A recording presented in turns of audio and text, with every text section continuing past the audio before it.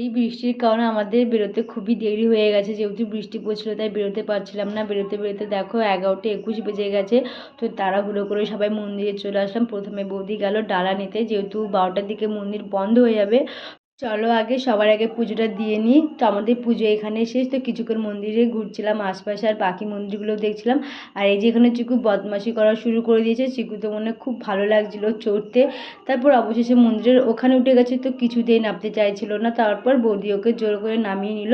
আর এখানে দেখো গুড়ি গুড়ি বৃষ্টি পড়ছিল, ওয়েদারটা এখনও খারাপ। তারপর না আমরা চলে আসলাম কেক দোকানে। কিছু হয়তো বুঝতে পারছো, হ্যাঁ।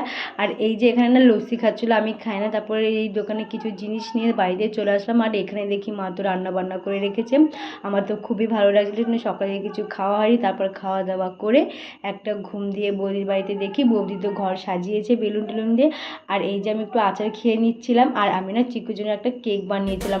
আজকে আমাদের চিকুর বার্থডে, তো সবাই ওকে আশীর্বাদ করে বড় হয়ে যেন একটা ভালো মানুষ হতে পারে। আর এই চিকু কত ছটফট করছিল কেক কাটার জন্য। তারপর অবশেষে সবাই মিলে কেকটা কাটলাম। তারপরে এদিকে আমার কেকটাও কাটলো চিকু। তো বুঝতেই পারছো চিকু কতটা খুশি। আর এই যে আমার দিদি দেখো, মানে কি বলবো, গিফট না নিয়ে চলে এসেছে। তারপর এদিকে বৌদির মা না আমাদেরকে কেক মাখিয়ে দিয়েছে, অবস্থাটা দেখো। তারপর রাজেশের দিকে সবার শেষে এসেছে। আর মানুষ তো ঘরে ছিল না, পড়তে গেছিলো। আর এই যে পেছন থেকে যে বৌদি আমাদেরকে স্প্রে মারবে, আমি তো বুঝতেই পারিনি। চিকুকেও ছাড়লো না। তোমরা দেখো, যাই হোক ভিডিওটা এ পর্যন্ত। দেখা হচ্ছে নেক্সট একটা ব্লগে। বাই। কেমন লাগলো জানিও।